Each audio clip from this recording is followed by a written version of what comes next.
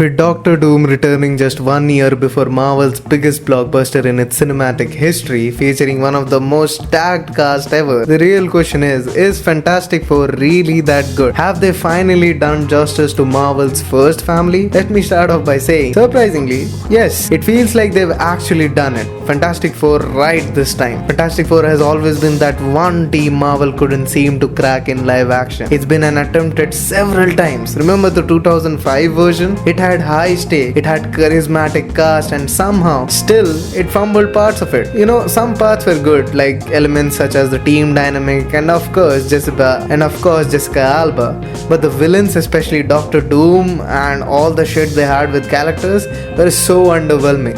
One of Marvel's greatest villains reduced to generic shit. But then this new film, the version of Fantastic Four, understands one thing. It's a team business, man. A family, and they actually nail that emotional and relational core so much better. And that's why we enjoy this movie so much. Let's not just get lost into nitpicking part points now. The story is simple, basic, but somehow effective. Marvel has struggled recently with grounding its characters in meaningful stakes, but Fantastic Four gets this right because it leans into its family first narrative, and if you get the bond right, everything else falls into pieces. And they finally did that here. I had serious doubts about Matt Shakman as director, I wasn't a fan of WandaVision. To me, it marked the beginning of Marvel's recent decline, an era of poorly structured, evenly and poorly stylized content. Plus, Shakman came from TV, man, so there was no guarantee he could handle a blockbuster film. But to my surprise, he actually pulls it off. The writing by Josh Friedman and Eric Pearson also deserves praise. The film doesn't waste time on origin stuff. We don't get through endless backstory. No, how did we get the powers? Just like Superman, it trusts the audience already knows the balance and the basics, and instead gave us the short montage with slight biblical undertones to move us quickly into the main part of the story. It's efficient and smart. Now let's talk about the casting, because they nailed most of it. Vanessa Kirby is a perfect Sue Storm. She's so perfect, man. This is the invisible woman we've been waiting for. She's not just a strong female lead, she's the core of the team, and her emotional depth adds weight to the entire film. If you're familiar with her role as a mother in the comics like Fantastic Four Annual, Fantastic Four of 1970s, Marvel 2-in-1, and the Power Pack, you'll see that this version of Sue carries the same maternal strength, and that strength is very much clear in the last scene, by the way. And yes, Franklin Richard is amazing. It is a good introduction, and I'm very excited what Marvel is going to do about it. Now, Joseph Quinn as Johnny Storm is spot on. I had some initial fears, Rumors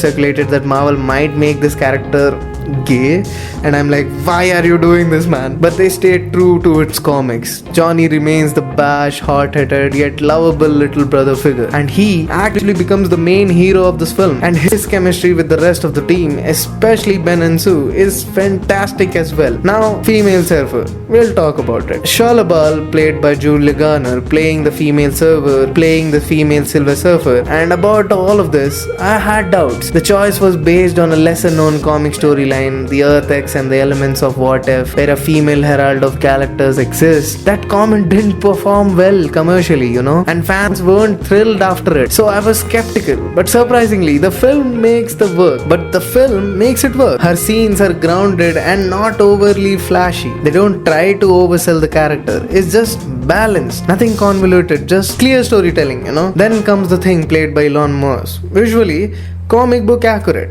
His emotional beats, mostly subtle and good. There's a subplot involving a romantic interest that felt underdeveloped, though the writers had a chance to expose how the humanity still exists inside him, but they abandoned it in mid-hour. Even a small gesture like the closing shot of him with the girl reconnected would have elevated everything. But he was nerfed in terms of power process as well. The thing was completely nerfed in the characters. He's not that strong, he's just quite weak, during the storytelling. Now to the big villain Galactus. Finally, not a cloud man, not a cloud. We're not dealing with that space fart version from 2007's Fantastic Four and the Rise of the Silver Surfer. This is comic book accurate Galactus, a godlike entity inspired by Fantastic Four, the legendary Galactus trilogy. He's shown in the massive stature, especially in some space scenes. But when he appears on Earth, somehow he's very dwarf. I mean, yeah, he's starving, but you could have just shown him that he chose this size instead of reducing him suddenly. He's portrayed in stuff like Ultimate Volume 2 or Thor Volume 5, I think. He's portrayed like in planet size. Now, he's so short in the end scenes that you're just confused. Like, what is his size, man? Also, Marvel reportedly cut out 20 minutes from the final act, and it shows. Sue Storm's final sequence is well done, but somehow the rest of the team is sidelined. For a film that nails the ensemble of two acts, this sudden solo focus on Sue felt so forced. Like they needed a strong female hero moment instead of proper team climax, man. The ending gave me like KGF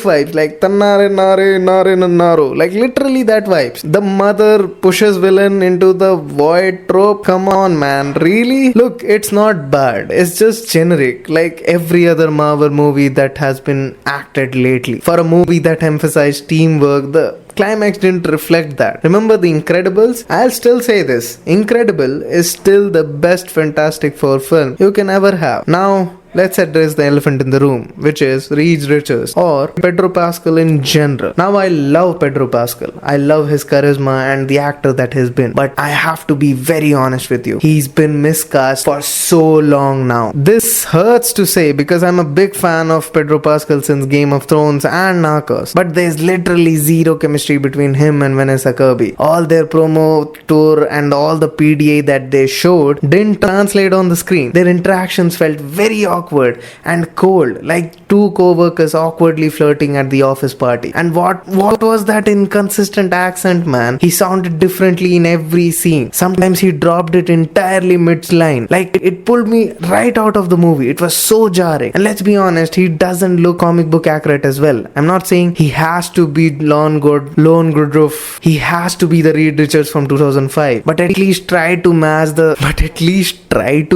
classic Reed from Fantastic Four Volume 1 or the Ultimate Fantastic Four version. Like, this just felt so off, man. Now, in general, my final thoughts. Despite these flaws, I enjoyed Fantastic Four genuinely. After years of Marvel mediocrity, this felt like they remembered how to make a movie. The whole writing, character dynamics, and visual storytelling are mostly strong. Even if the ending stumbles, it's pretty good, you know. As far as for the mid-credit scenes, it's what I expected. And no, I'm not spoiling it. Let's just say it sets up the right next phase quite good, but not satisfactory at the same time. But whether Marvel has enough gas to tank to ride this wave remains to be seen. Like, is Robert Downey Jr. enough to empower an entire Avengers movie without good movies before it? We'll see about that. That's all for today. If you've liked this review, please subscribe to the channel and hit that like button and share your thoughts in the comment section as well. I'll see you in the next video. Thank you so much.